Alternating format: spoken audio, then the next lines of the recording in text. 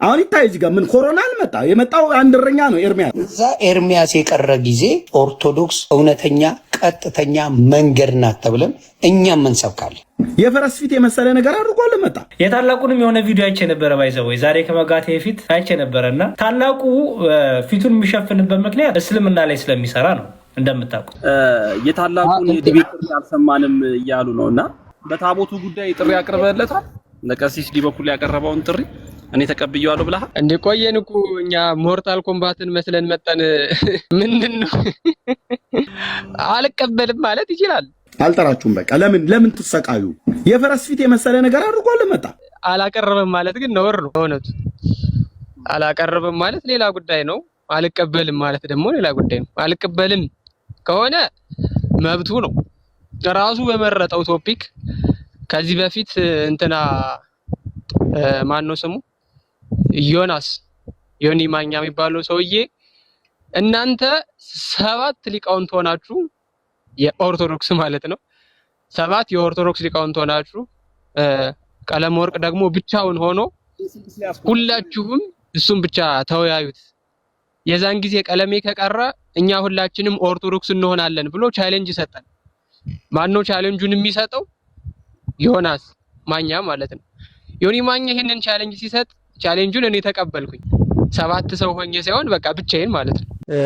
ቀለም ወርቅ አይተንፍሱ ወይም በትክክለኛ ስምህ ወይም በቲክቶክ ስምህ ኤርሚያስ አበበ በታቦት ዙሪያ በነፊት የሚቆም ኦርቶዶክሳዊ የለም፣ በነፊት የሚቆም እናቱ የወለደችው ነው ምናምን አይነት የሆነ ቦክስ ድብድብ ምናምን የምንገጥም አስመስላ አቅርበዋልና እስኪ የኔም ያንተም በዛ መመስረቻችን ነው በምንለው በመጽሐፍ ቅዱስ ታቦት ምንድን ነው? የታቦት አገልግሎትስ እውነት ታቦት ጣዖት ማለት ነውን? ታቦት በብሉይ ኪዳን፣ ታቦት በአዲስ ኪዳን እና ታቦት በቀደምት የቤተ ክርስቲያን አገልግሎት ውስጥ ምን አይነት ቦታ ነበረው?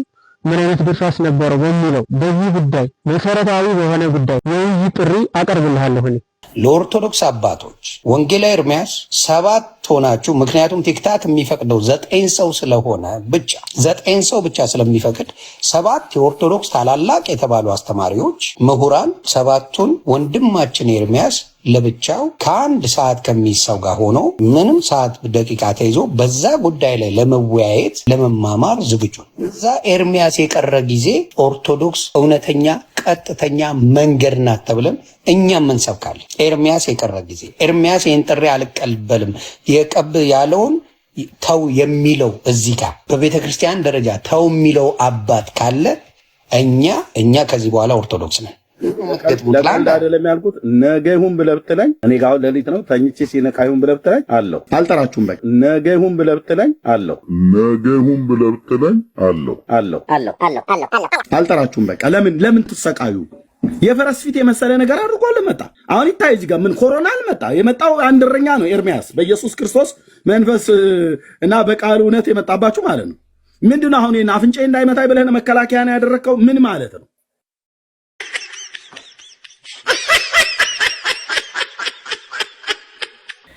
ታላቁ ፊቱን የሚሸፍንበት ምክንያት እሱ ብቻ አይደለም። ከፕሮቴስታንት ለምሳሌ ዳንኤል እውነት ለሁሉ፣ መሐመድ እውነት ለሁሉ የሚባሉ ወንድሞች አሉ። ፊታቸውን ሸፍነው ማስክ አድርገው የሚገቡ ኦኬ። እና ለምን እስልምና ላይ ስለሚሰሩ ማነው ወንድማችን ታላቁም እንደዛው ነው። ወንድማችን ታላቁም እስልምና ላይ በጣም ብዙ ዓመት የሰራ ወንድማችን ነው እና ማስክ አድርጎ ፊቱን ሸፍኖ ይገባል። ምክንያቱም ያው ታውቃላችሁ በጣም ብዙ ፈተና እንዳለባቸው እና የታላቁ ላይ የተሰጠውን ሀሳብ አይቼ በጣም እውነቴን ነው። ዝም ማለትን የመሰለ ነገር ጥሩ ነው። እኔ ዝም ታላቁ ላይ የሰጠውን ሀሳብ ወንድማችን ስም ስለማልጠራ ነው። የወንድሞቼን ስም ጠራለሁ። በዛ ሰፈር ያለውን ብዙም እንትን አለም እና እንዲያው በጣም አስቸጋሪ ነው። ብቻ እንዳልኳችሁ ነው። በቃ ከድራማ ህይወት ውጡ። ኦኬ፣ ከድራማ ህይወት ውጡ እና ከዛ አንጻር አድርጉ። ታላቁዬ እንግዲህ ዲያቆን ወንድማችን ቃል ያሰማልን። እንግዲህ የውይይት ጥሪ ካቀረበ የታላቁንም ተቀበሉ። የዲያቆን ዘማርያም የውይይት ጥሪ ያው እየጠበቅን ነው። ሆፕፉሊ እንማርበታለን ብዬ አስባለሁ እና የዲያቆን ዘማርያምን ጥሪ ወንድማችን ኤርሚያስ ይቀበላል ብለን እየጠበቅን ነው። አሮ ነው ይቀበል አይቀበል የማውቀው ነገር የለም። ይህን ሰሞን ቲክቶክ ላይ እችን 1-2 ቀን ስላሌለው ቢቀበል ግን ጥሩ ነው። እየጠበቅን ነው እና መልካም ነው። የዮሐድንም ጥሪ ቢቀበል መልካም ነው። እየጠበቅን ነው። የታላቁንም መቀበል ግዴታ ነው። ተቀብለ መማማር እንግዳው እንደዚህ እናደርግ። በዚህ ልጨርስ። እኔ ከሁለት ቀን በፊት የዲቤት ጥሪ ያቀረበልኝ ዘማርያም ዘለቀን እንድቀበል ሚኪዬ እንደዚህ የምታስገድደኝ ከሆነ ቀሲስ ዲበኩሉን ከሳምንት በፊት ያቀረብኩላቸውን ጥሪ እንዲቀበሉ አስገድዳቸው። የእኔ ቀዳሚ ስለሆነ ማለት ነው። እውነት ነው። ህሊና አለን አይደል? እግዚአብሔር መፍራት አለን አይደል? ከሳምንት በፊት እኔ ከሳምንት በፊት ለቀሲስ ዲበኩሉ በእግዚአብሔር የቃል ኪዳኑ ታቦት ላይ ጥሪ ያቀረብኩላቸውን እሱን እንዲቀበሉ እኔ ልክ እንደዚህ ፑሽ ያረክኝን ያህል ቀሲስ ዲበኩሉ እንዲቀበሉ አድርግና እኔ የዘማርያምን ዘለቀ ወረፋ ያዝ ነው ያልኩት። ተራህን ጠብቅ ነው ያልኩት። እሱን ከዛ በኋላ እኔ እመልሳለሁ ማለት ነው። በጣም ጥሩ። አሁን ቀሲስ ዲበኩሉን እነ ሊቀ ሊቃውንት ቀለመወርቅ ትልቅ ሰው ናቸው። እነ መምህር ኤፍሬም፣ ሌሎች ካህናት እነ ቀሲስ ቴዎድሮስ ሁሉ ባሉበት ትናንትና ከዚህ ሰው ጋራ በመልካም ነው የምጠራቸው ስለነበሩ ነው ያልሰድባቸው። እኔ ግን ኤርሚዬ እሱ ላይ ከሄድን እንዳይቀበሉ ለምን ሚኪሻ ስማቸውን ጠርቼ ላወራ ስል ለምን ታቋርጠኛለህ? ለምን እንደማቋረጥ ሰላሙን በቃ ሚኪ እወድሃለሁ። ሰላሙን ብራዘር ስማቸውን ጠርቼ ቀጥዬ ልናገር ያለውን ነገር እኔ አንተ ቤት እስከ መጨረሻው ጥግ ድረስ ተነጋግሬ አሁንም ብሎክ እንዳያደርጉ እንዳያስወርዱኝ ሚኪሻ እወድሃለሁ። የተናገርኩትን ተናግራለሁ። በሌላ ቀን ከፈለክ በውስጥ መደዋወል እንችላለን። ይሄንን ያዝልኝ። አይ ቆይ ኤርሚዬ ከመውጣት በፊት ይሄንን ያዝልኝ። ምንድነው መሰለ እኔ ፍላጎቴ አሁንም ቢሆን አንተን ብዙ የሚከተሉ ፕሮቴስታንቶች አሉ፣ የሚሰሙ አሉ። ወንጌል ታስተምራለህ፣ ወንጌል ትሰብካለህ ብለው የሚያምኑብህ የሚከተሉ ሰዎች አሉ። እነሱን ሰዎች የምታሳምነው በወንጌል ነው ብዬ ነው ማምነው። ልታሳምን የምትችለው እኛም ቤት ኦርቶዶክሳውያን መምህራኖች በወንጌል ነው ሰውን ማሳመን የሚገባቸው የሚል እምነት አቋምም አለኝ። ታዲያ በወንጌል ከሆነ በመጽሐፍ ቅዱስ እውነት ከሆነ መንፈሳዊ ነገርን ይዞ እንወያይ እንነጋገር ከሆነ ምክንያቱም የኦርቶዶክሳዊ ተዋሕዶ ቤተክርስቲያን ትምህርቷ በነገረ መስቀል ላይ ጉዳይ ያለው አስተምህሯ ስህተት ነው ብለህ ስትናገር አይ ስህተት አይደለም ብለው መረጃና ማስረጃ ይዘን መተን አንተ መሞገት እንችላለን፣ አንተንም እንደተሳስተህ ከሆነም ከስተትን እንመልስህ ብለው የመጡትን እነ ዲያቆን ዘማርያምን ብትቀበል ብትወያዩ እኔ እኮ እሱን ይኸውልህ ሚኪዬ፣ ለምንድነው ነገሩ መደጋገም? ሚኪሻይ ለምን ነገሩ መደጋገም ፈለግ? ልክ እኔ ቆይ አድምጠኝ። እኔን ልክ እንደዚህ እንዳልከኝ የቅዳሜውን ቴዲ ሐዋሳ ቤት ከቀሲስ ዲበኩሉ በላይ ጋር መላከ ገነት ቀሲስ ዲበኩሉ በላይ ቆይ ሚኪዬ አታቋርጠኝ ፕሊዝ።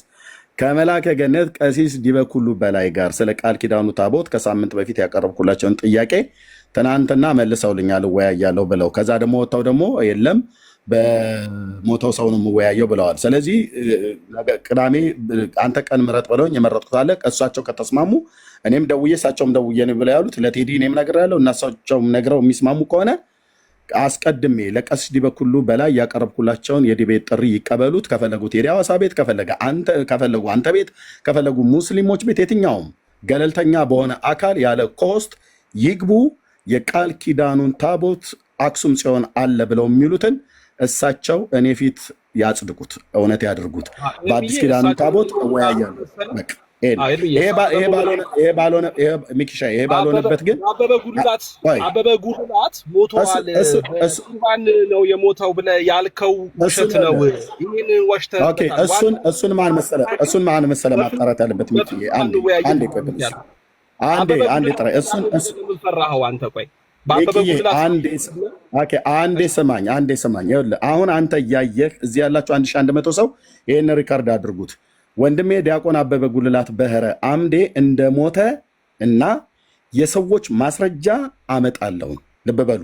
እንደገና ድምፁ የቀሲስ በትረ ነው ተብሎ የተባለውን በቴክኖሎጂ ተጣርቶ አሜሪካ ሀገር የሚከፈለው ነገር ተከፍሎ ዋጋ ከፍለው ወገኖች አጣርተው ጨርሰዋል። በቅርብ በሕያው አምላክ ፊት አደባባይ ላይ ሲወጣ ታዩታላችሁ ማለት ነው። ኦኬ አሁን እኔ እሳቸው ቆይ ሚኪሻዬ እሳቸው ይህንን ላጣራ ብለው ካሉ ይህን ስራ ማጣራት ያለበት ሞቷል አልሞተም ብሎ የሚለውን ፖሊስ ነው ማጣራት ያለበት፣ ህግ ነው ማጣራት ያለበት እንጂ ቄስ አያጣራል። ቄስ አያጣራል። የሞተን ሰው ቄስ ሲያጣራ አይተን አናውቅም። ይሄንን ህግ ያዝ። እንደውም በህግ ሄዳለሁ ብለው ሁሉ ነበር እኮ ቀሲስ ዲበኩሉ። ለምን አይሄዱም ነበር? ይኸውልህ እንዴት መረጃ ሰንጄ እንደተቀመጥኩ ዓለም ያይ ነበር። ለምን አይሄዱም ነበር? የት ቀበሌ ነው ያለው? የት ነው የሞት? ቆይ የት ነው የሰው ይሞት? በቃ ሚኪሻዬ እና ጨርሻለሁ። ቴንኪው ተባረክልኝ።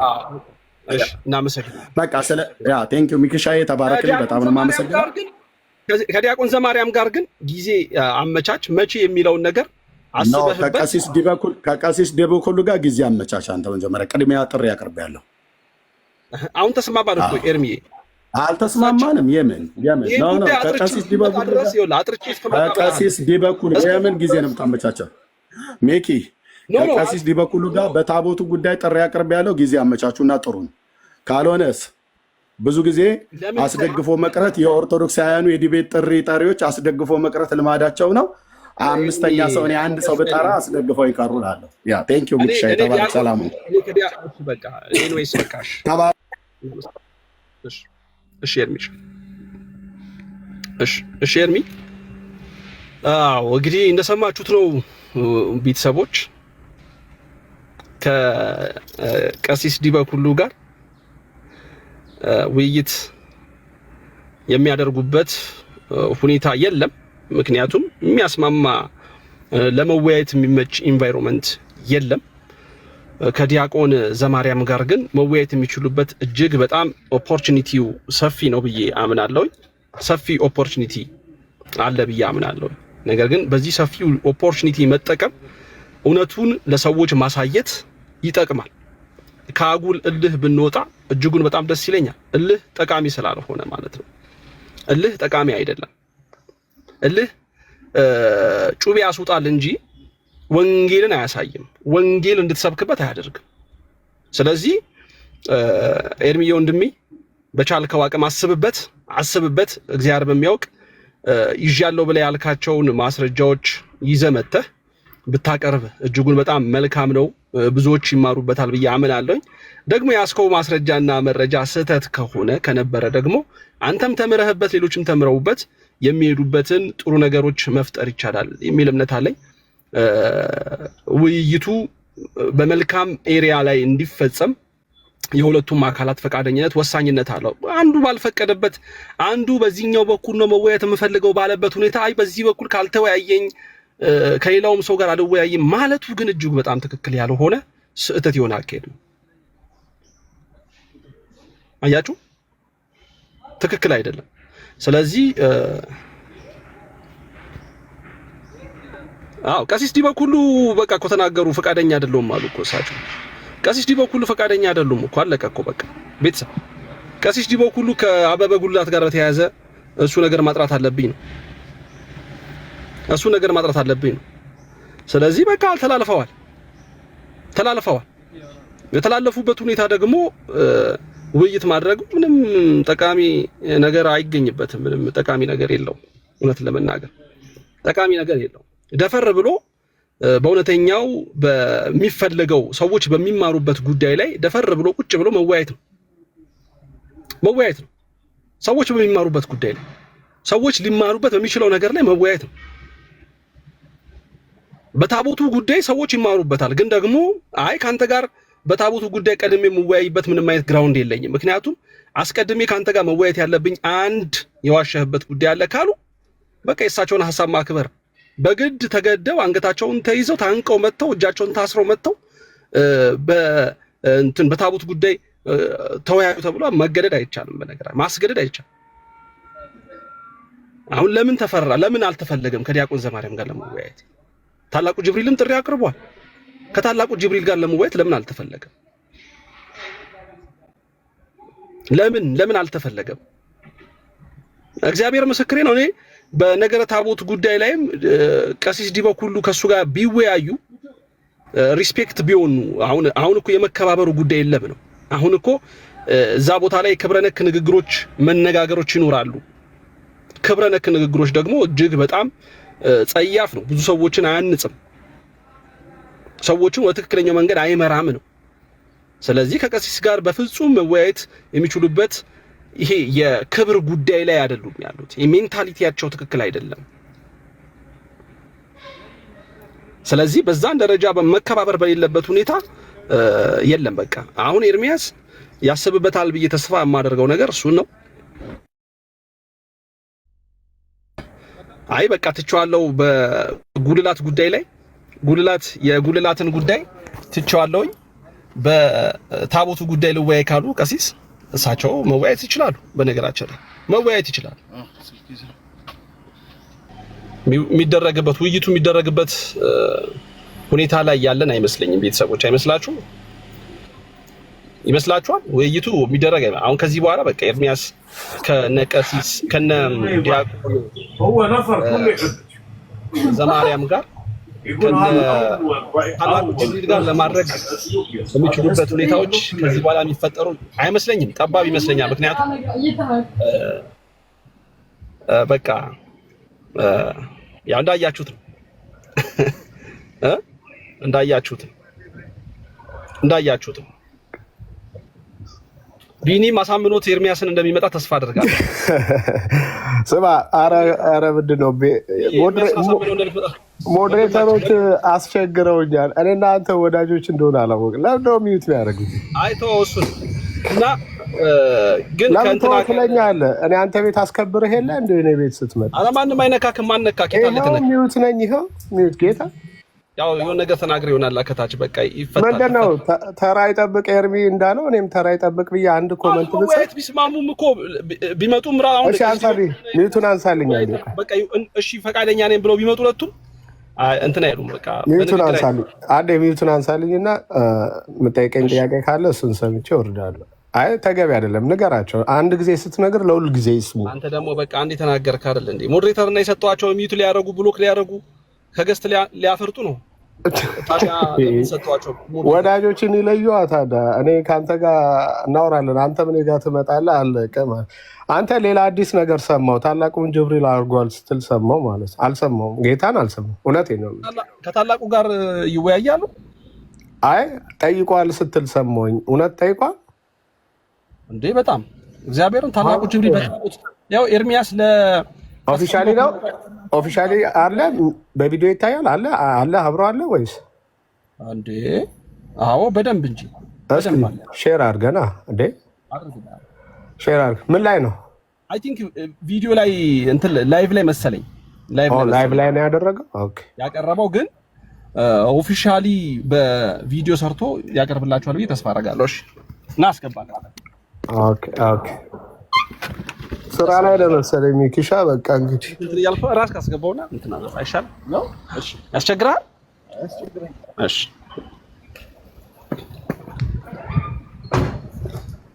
እና ቤተሰብ ወይ በቃ ያው እንደነገረህ ከሞላ ጎደል ኤርሚ ነግሮካል ሁሉንም ነገር። ያ ነገር ከተስተካከለ በኋላ መልካም ቀን ይሁንልህ። ይድውረድ።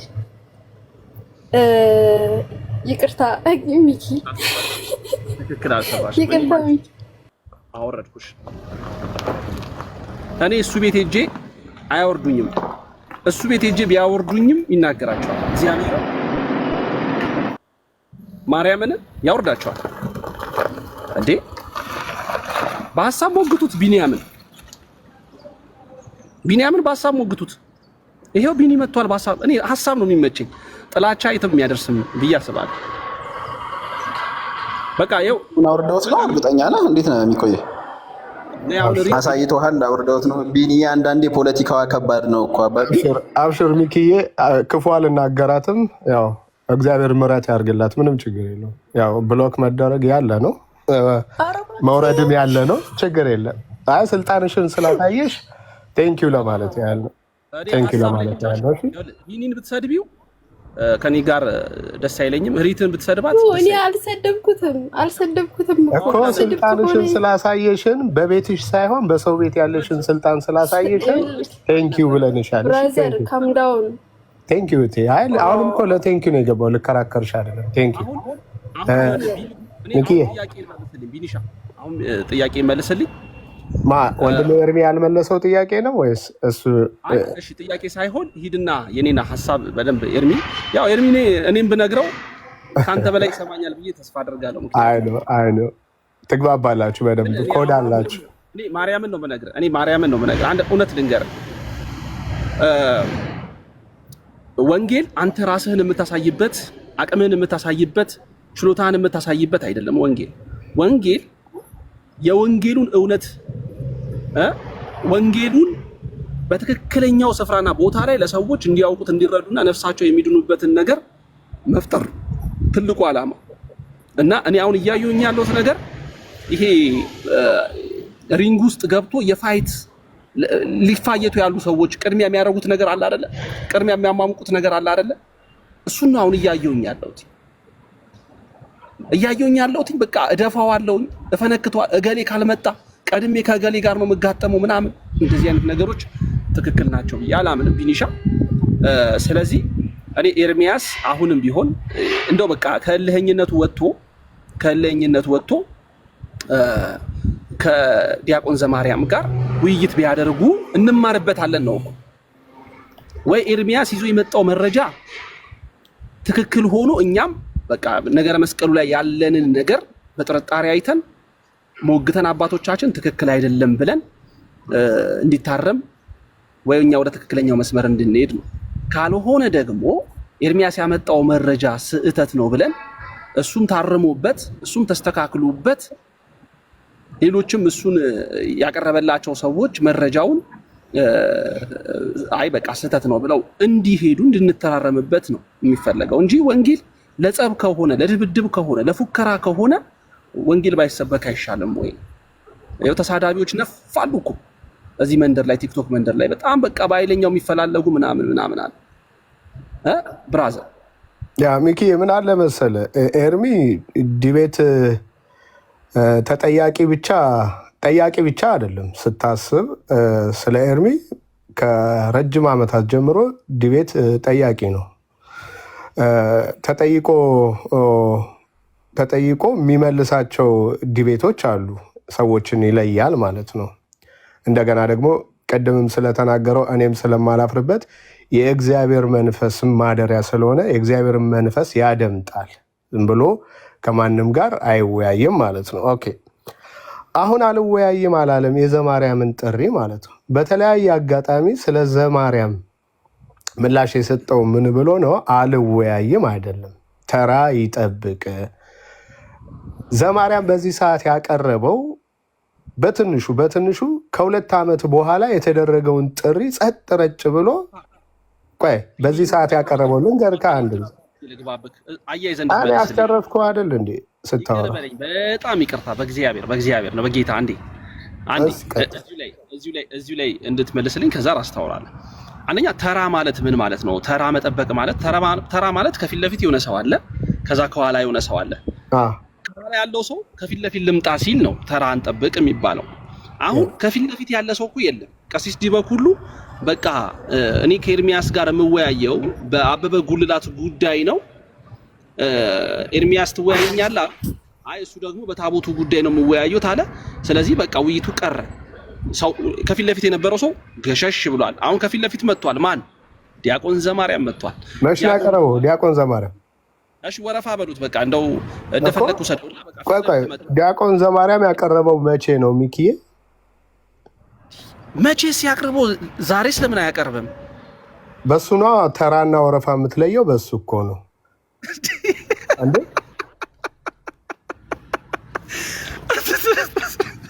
ቆይ ተራ መጀመሪያ እኮ ቦታን ብቻ ነው የሚያመለክተው። ተራ ጊዜ እኔ ልቅደም ያለ ሰው አለ ካለ ንገረኝሽ። እሱን አይደለም ምልህ ለእኛ የመጣው እኛ አሁን ጥሪ አቅርበዋል አይደለ? አላቀረበም? አቅርበዋል። እኔ አሁን የሚሰማኝ ነገር ቢኒ እግዚአብሔርን በጣም እየፈራችሁ እንደሆነ ነው። በጣም ማለት በቃ የያዘው መረጃ ማንን ኤርሚያስ የያዘው መረጃ ማንን ነው መፍራት? ማንን? ለምን ፈሩ? ምን አልከኝ? ለምን ፈሩ? አሁን ለእኛ ፈሩ ትላለህ፣ ለአንተ ጊዜ ደግሞ ማንን ትላለህ አይደለ? ለምን ፈሩ? አሁን ቀሲስ ዲበኩሉ ለምን ፈሩ? አልወያይም ብለው ቅድመ ሁኔታ ለምን አመቻቹ? ደግሞ ሚኪ ቢኒ እንዴት ናችሁ? ዘማርያም እኮ ነው ሙራካ አባቴ። አሁን ቀሲስ ዲበኩሉ ጋር ደግሞ ሄድክ። ቀሲስ ዲበኩሉ እኮ እሱን እኮ ነው አሉት እኮ ይወደክ። ቀሲስ ዲበኩሉ እኮ ና መጀመሪያ አበበ ጉልላት ላይ የዋሸኸውን ውሸት እሱ ላይ እውነቱን እንተማመን መጀመሪያ። ምክንያቱም የአበበ ጉልላት የመሞትና ያለመሞት ጉዳይ ሳይሆን በቁርባን ነው የሞተው የሚል አንደኛ ቁርባን የዘላለም ሕይወት የሚሰጠውን ቁርባንን አቃል ምላሽ ተሰጥቷል እኮ ለሱ ምላሽ ሰጥቶካል። እኛም ተናግረንበታል። ገብተዋል አይደለ? ነገር መስቀሉ ጉዳይ እኮ ምላሽ ተሰጥቷል። አሁን ምላሽ ስላልተሰጠ አይደለም እኮ አሁን የመስቀሉ ጉዳይ ትክክል። የመስቀሉ ጉዳይ ዘግይቶ የቀረበ ምላሽ ቢሆንም በዘማርያም ከ2 ዓመት በኋላ የመለሰው ምላሽ ቢሆንም ግን ይደረጋል ውይይቱ። ዋንስ ግን የቀሲስ ዲበኩሉ ኖ እኔ ከሌላ ሰው ጋር ሌላ ሰው ተግባብቶ ላያወራ ይችላል። አንተ ጋር ስለምንግባባ ነው። እና መጀመሪያ ቀሲስ ዲበኩሉን አሳምኗቸው ይቀበሉ። ቅዳሜ ተቀብለዋል ጥሪውን፣ ውይይቱን ተቀብያለሁ ብለዋል። ቅዳሜ ከመጡ መልካም ውይይቱ ይደረጋል፣ ሰው ይማርበታል። አይ ያሉም ቢኒ አላሉም፣ ተቀብያለሁ አላሉም። ቢኒ ያቷሽተው አሁን ይሄ ተቆርጦ የተሰራ ቪዲዮ ላይ ቢኒ ሚኪ ይሰማለው? ይቅርታ ኔትወርክ እያስቸገረኝ ነው። ሚኩ ከተሰማው በቃ እያፈሩኝ ስለሆነ ቢኒ ይሰማል። እያፈሩኝ ስለሆነ ሚኪዬ በቃ በኮስት እናወራለን። እኔ ነኝ ራሴ ነኝ አሁን የምወርደው። ቻው ተባረኩ። ቢኒ አትውረድ። ቢኒ አንድ ጊዜ ሰላም ልበል ብዬ ነው። ቢኒ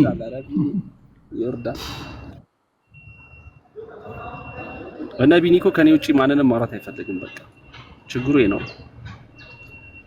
እሺ ግን ሰላም ብያለሁ ሚኪዬ፣ ይቅርታና አውርቼ ልውረድ። ታላቁ ሰላም ብያለሁ። ከላይም ከታችም ያላችሁ ምናልባት ከወረድኩ በኋላ መተው የምትጠይቁ ከሆነ አንድ ጥያቄ ጠይቅልኝ ሚኪዬ፣ ከይቅርታ ጋር። አሁን ቅድም ሰምቼዋለሁ ኤርሚያስ ሲል የነበረውንና ወረፋ ያዝ ነው የሚለው እና ቀሲስ ዲበኩሉ ካልተወያዩ አላስተናግድም ዘማርያምን እያለ ነው። ስለዚህ ይሄ ልጅ አሁን ቀሲስ ዲበኩሉ ካልተወያዩ ማንንም አያስተናግድም ማለት ነው። ከማንም ጋር አወያይም ማለት ነው። አሁን ሰንበድ የሆነ ዲያቆን መጥቶ ልወያይ ቢለው አይወያይም ማለት ነው። እቺን ብቻ መልሳችሁ ጠይቋት። ከዚህ በኋላ ቀሲስ ዲበኩሉ ካልተወያዩት ኤርሚያስ ከማንም ጋር አይወያይም ማለት ነው። ይሄን ቀርታችሁ ሪከርድ አድርጋችሁ ጠይቁልኝ፣ ለሱም ጓደኞች። ቴንክ ዩ። ትክክል። ያንን ነው እኔም አንደርስታንድ እያደረኩኝ የመጣሁት። ኤርሚ የምነክሱት ነው እንድል ያደረገኝም እሱ ነው። ማርያምን ታላቁሻ ታላቁ እንዴት ናችሁ? ያለውላችሁንም እንዴት አደራችሁ? እግዚአብሔር ይመስገን። ታላቅሻ የታላቁን የዲቤት አልሰማንም እያሉ ነውና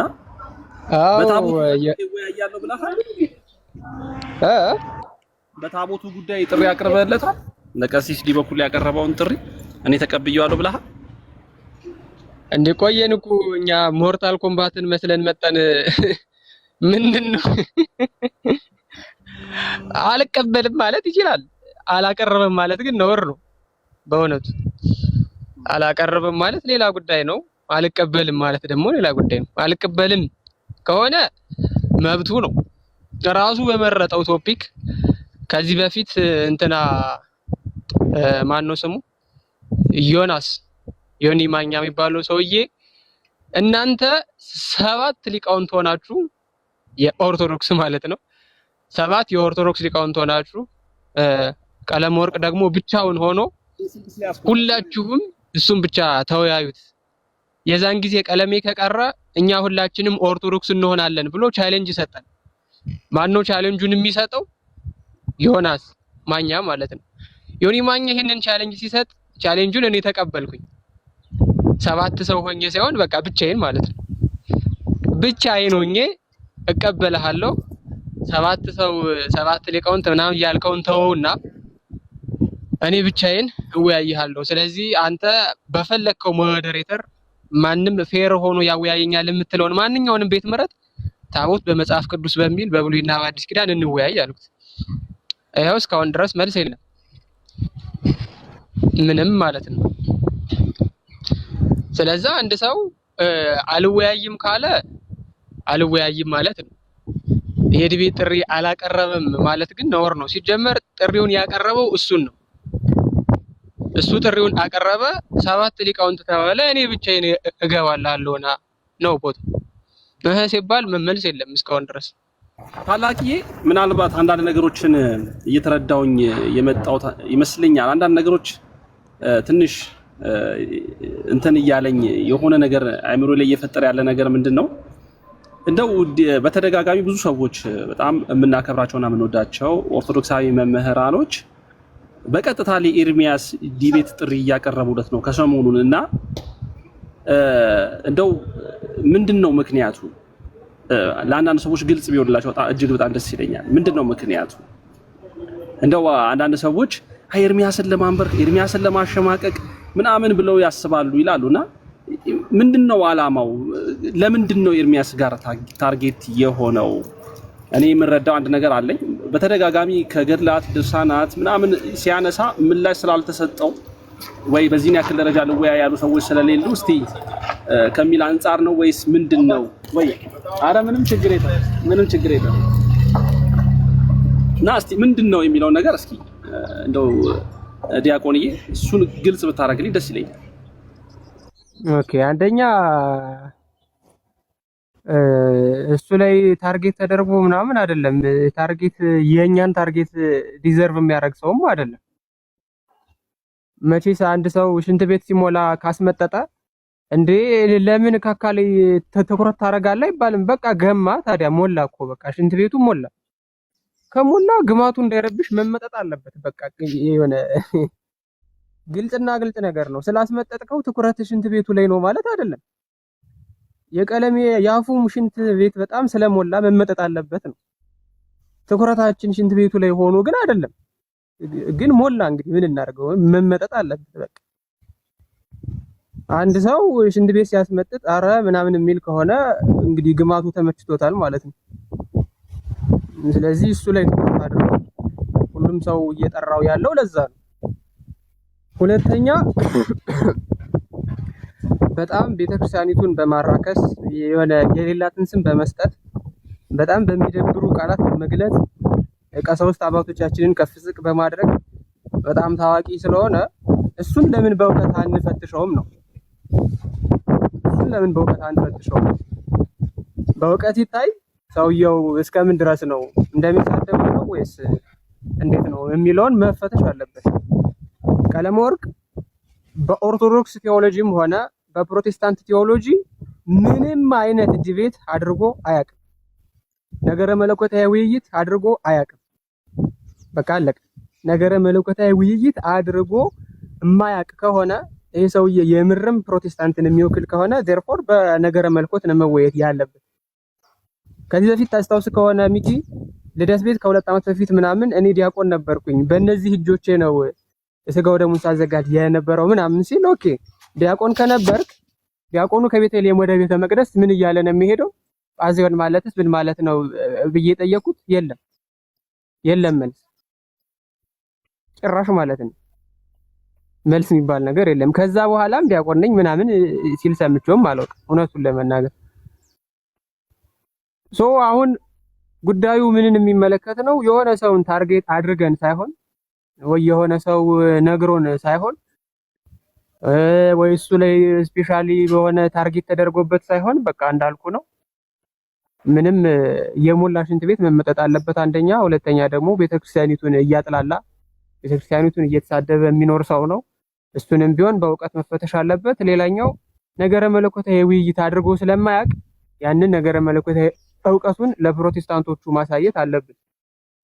ይሄ ሰውዬ እስከምን ድረስ ነው ፕሮቴስታንታዊ እውቀቱ? ከዚህ በፊት ታስታውሳላችሁ፣ ሉተር የራሱ ጉዳይ፣ ዚቪንግሊ የራሱ ጉዳይ እያለ ሲናገር ነበር። ይሄ ሰውዬ ኢቭን የሉተራን ፕሮቴስታንቶች ራሱ ጠላት ነው።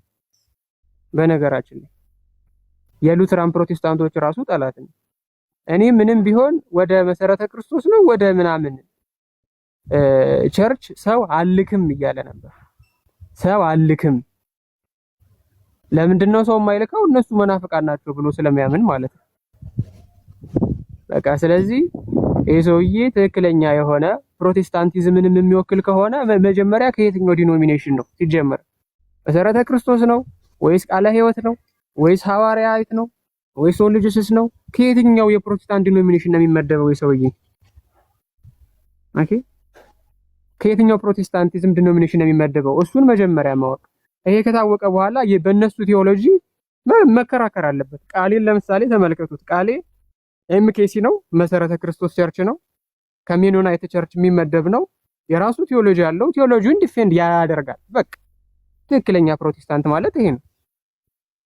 የራሱ ዲኖሚኔሽን አለው፣ ዲፌንድ የሚያደርገው ዶክትሪን አለው። ያንን ዶክትሪኑን ዲፌንድ ያደርጋል ማለት ነው። ቀለመ ወርቅ በየትኛው ፕሮቴስታንቲዝም ዲኖሚኔሽን ውስጥ ሆኖ ነው እንትን የሚለው ዲፌንድ የሚያደርገው? የትኛው ፕሮቴስታንት ነው የወከለው? ማንም።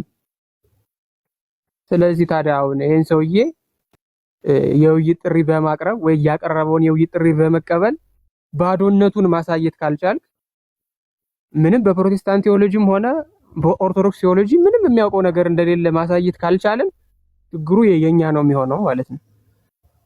ስለዛ ይሄንን ለማድረግ ነው ቪኪ እና ለሁላችሁም ይሄን ጥያቄ ሚቅል ለጠየቃችሁት ሰዎች በአጠቃላይ ማለት ነው። እሺ ዲያቆንዬ እናመሰግናለን። ምናልባት አሁን እኔ አንዳንድ ነገሮች ስጋት በዚህኛውም በዛም በኩል ያሉ ነገሮች አሉ። አሁን ውይይቱ ኤርሚያስ የሚያቀርባቸው እንትኖች አሉ። ለምሳሌ ከቀሲስ ዲበኩሉ ጋር ነው አስቀድሜ መወያየት የምፈልገው የሚል ነገሮችን እያቀረበ ነው ያለው። አስቀድሜ ከቀሲስ ዲበኩሉ ጋር ምክንያቱም በነገረ ታቦት ጉዳይ ላይ በአዲስ ኪዳንና በብሉይ ኪዳን ባለው ጉዳይ ላይ አስቀድሜ የዲቤት ጥሪ አቅርቤላቸዋለሁ። ለምን እሱን አይወያዩ? እሱን ካልተወያዩ እንዴት ነው ከሌሎቹ ጋር መወያየ የሚል ሀሳቦችን እያቀረበ ነው። እዚህ ላይ ምን ትላለህ? እንግዲህ እሳቸው ደግሞ በአበበ ጉልላት ጉዳይ ላይ በተነሳው ዋሽተዋል ብለው ባሰቡት ጉዳይ ላይ ነው መወያየት ያለብን፣ አስቀድመን መጥራት አለበት የሚል አቋም ይዘዋል። እንግዲህ ኦልሬዲ ሁለቱም አልተገናኝቶም ሆነዋል። እሳቸው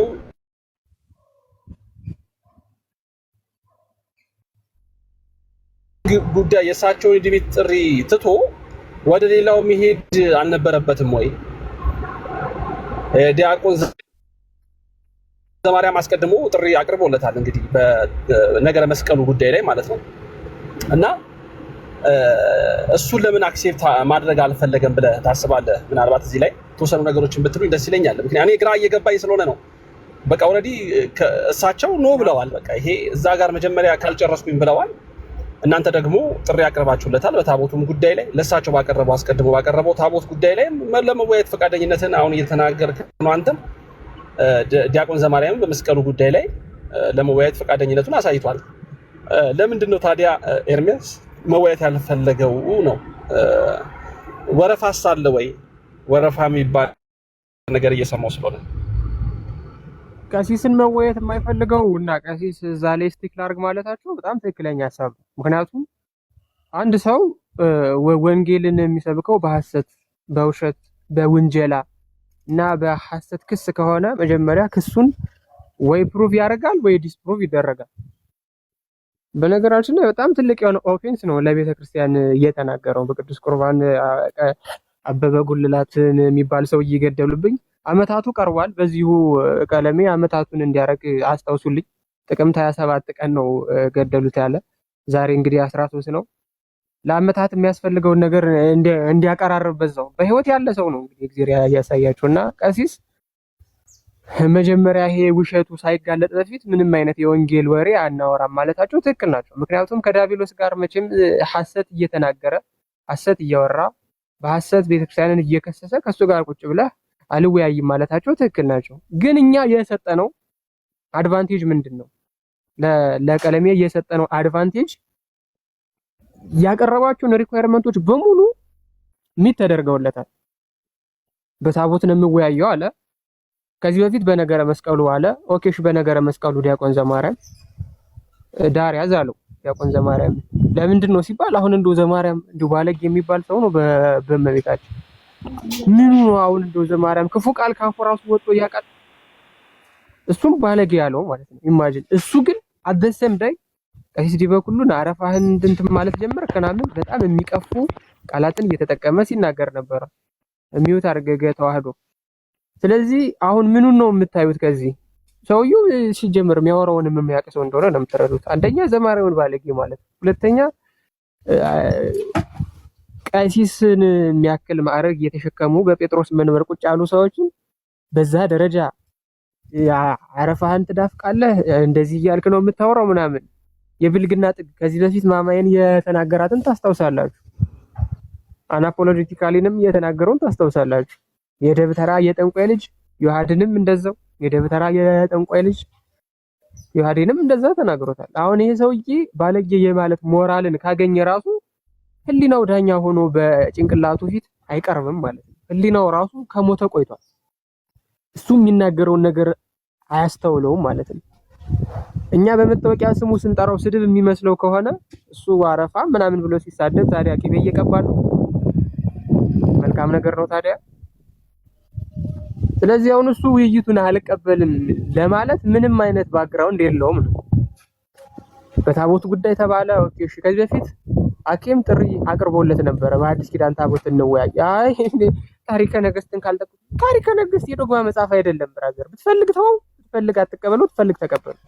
ታሪክን እያጠና ማስረጃዎችን እየተከተልክ በኋላ ላይ ወደ እውነቱ ትመጣለህ። መጀመሪያ ቴዎሎጂካል የሆነ ፖይንት ኦፍ ቪው ላይ መረዳዳት እና መግባባት ነው የሚያስፈልገው። መጽሐፍ ቅዱስ ውስጥ ታቦት እንዴት ተቀመጠ? ይሄንን ሳትረዳ ታሪከ ነገስት ከመጣ እኛ ታሪከ ነገስት የሃይማኖት መመስረቻችን አይደለም፣ የታሪክ መጽሐፍ ነው። እንደ ታሪክ መጽሐፍነቱ የታሪክ ምሁራን ባሉበት ቁጭ ተብሎ ይዳኛል። በቃ አለቀ።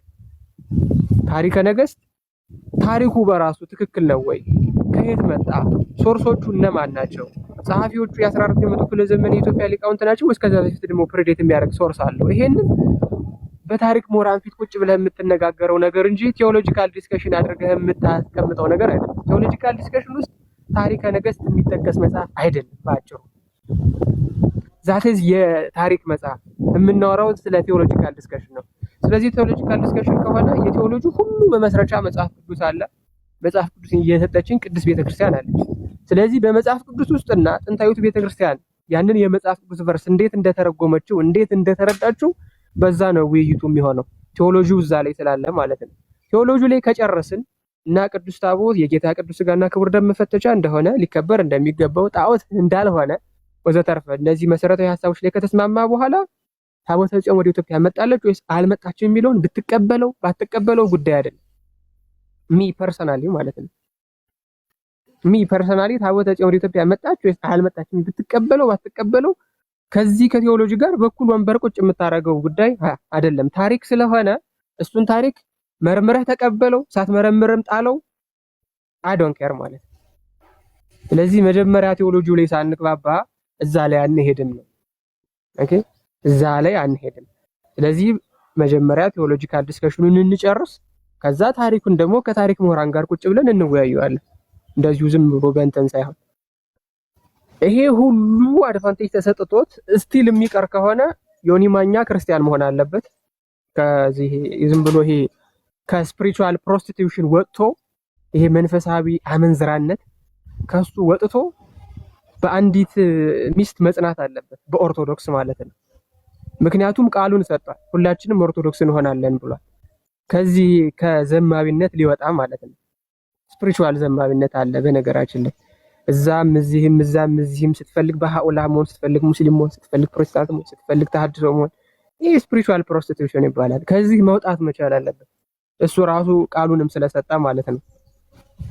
ካልሆነ ግን እነዚህ ሰዎች አላማቸው ምንድን ነው ከተባለ ወይ ዝም ብሎ ማውራት ወይ ዝም ብሎ የሆነ ግርግር ምናምን ነው እንጂ መሰረታዊ የሆነ ቢብሊካል ኖሌጅም የላቸውም። ይሄ እንዴት ነው መሰረታዊ የሆነ የነገረ መለኮት እውቀትም ሆነ መሰረት የላቸውም ማለት ነው። ስለዚህ ምን እናደርጋለን? እነዚህን ሰዎች ጥለናቸው እናልፋለን ማለት ነው። ወይም ደግሞ ሌላ በጣም ቀላል ምሳሌ ደምረው እንዲጠራው እናደርግና እኛ እንገኛለን። በቃ እንደዛ ነው። ደምረው ሲሆን ድዱ ጆሮ ላይ እስኪደርስ ድረስ እየሳቀ ስለሚመጣ ሲነቃ ግን እኛ ነን ብራዘር ትለዋለህ። ቀልቡ ተገፎ በዛው ይወያያል ወይ ወጦ ይሄዳል ማለት ነው። እንደዛ እናደርጋለን። ወይ ዝም ብሎ አንድ የማይታወቅ ሰው እንዲጠራው ማድረግ ነው። ወይዬ ብሎ ሰፍ ብሎ ይመጣል። የዛኔ ትይዟለህ ማለት ነው። ከዛ ውጪ ምንም እንትን የለም፣ አማራጭ የለም ማለት ነው። እንዲያ ነው። እሺ ታላቅ ሻ እናመሰግናለን። ያው የኤርሚያስንም ቅድም ሐሳቦቹን ሰምተናል፣ የነታላቁንም እንደዚሁ ሰምተናል። ዲያቆናሹ ብዙ ነገሮችን አስቀምጣችኋልና ተጨማሪ ሀሳብ መስጠት የምትፈልጉ ሰዎች ካላችሁ እድል ልስጣችሁ። ያው ቅድም ከኔ ጋር ብቻ ማውራት ስላለበት ነው ኤርሚያስ ያወራ ነው። ታላቅ ሻ ጊዜ ያክብርልን። እኔ ቢወያይ ደስ የሚለኝ ሰዎች መካከል አንዱ ካንተ ጋርና ከዲያቆን ዘማርያምም ጭምር ነው እና በዚህ አሁን ምክንያቱም በገድላት ድርሳናት ላይ በቤተ ክርስቲያኒቱ መጻሕፍት ላይ ኦርቶዶክሳውያን እንደምናፍርበት እንደምንሸማቀቅበት በመጻሕፍቶቻችን ላይ ያሉ ነገሮች ሁሉን ስህተት አድርጎ ለማሳየት የሚካሄድባቸው ነገሮች አሉና በፈለከው መንገድና የፈለከውን የቤተ ክርስቲያኒቱ መጻሕፍቶች ይዘህና ለመወያየት ዝግጁ ነን ስትሉ እጅጉን በጣም ከረካውበት ከተደሰትኩት ኦርቶዶክሳውያን መካከል አንዱ ነኝ። ምክንያቱም የመጀመሪያ ጊዜ ስለሆነ ከመዝሙር ያሬድ ከጻድቁ አባታችን አቡነ ተክለ ሃይማኖት ጋር ከሱ ጋር ካደረጉት ውይይት በኋላ ለመጀመሪያ ጊዜ ነው ከብዙ ጊዜ በኋላ እናንተም ጥሪ ያቀረባችሁለት እና ኤርሚያስ መጥቶ እንደው መጻሕፍቶቻችን ስህተት መሆናቸውና ለመሆናቸውን የሚያሳይበት ጥሩ ኦፖርቹኒቲ ቢጠቀምበት መልካም ነበረ ብዬ ከሚያምኑት ውስጥ አንዱ ነኝ። አሁንም ኤርሚያስ ያው ሲሆን ግን ውይይቱ ሲሆን እንዳልኩት ከቀሲስ ዲበኩሉ ጋር በታቦቱ ጉዳይ የመወያየት እሳቸው አቅም የላቸውም የሚል ሐሳብ ስላለን ሳይሆን ከእሳቸው ጋር ቁጭ ብሎ በጣም በአክብሮት ለመነጋገር የሚያስችል ሁኔታ ላይ አይደሉም ነው የኛ አቋም የመጀመሪያ። ሁለተኛ የእሳቸውም የዲቤት ጥሪ መከበር አለበት የሚልም አቋም ጭምር ስላለን ነው። በቃ አቋማቸው መከበር አለበት። ልክ የኤርሚያስ አቋም እንደሚከበረው የቀሲስ ዲበኩሉ አቋምም በውይይት ህግ ሊከበር ይገባል። ስለዚህ ተላለፈዋል ማለት ነው። መግባባት አይችሉም አንደኛ፣ ሁለተኛ ርዕሱ ላይም መግባባት አልቻሉም። ስለዚህ መግባባት የሚችሉበት ርዕስ ቀርቧል። በነገረ መስቀሉ ጉዳይ ላይ ፈቃደኛ ነኝ ብሏል ዲያቆን ዘማርያም። እንግዲህ አንተም በታቦት ጉዳይ ላይ ፈቃደኛ ነኝ ብለሃል።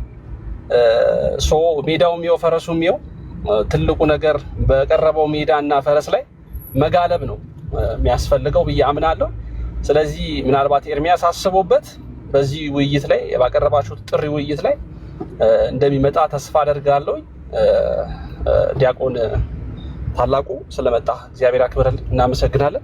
ሚኪ ቤተሰቦች ሀሳብ ካላችሁ ሀሳብ ነበረኝ፣ እንሰነባበት። አንድ ሀሳብ ነበረኝ።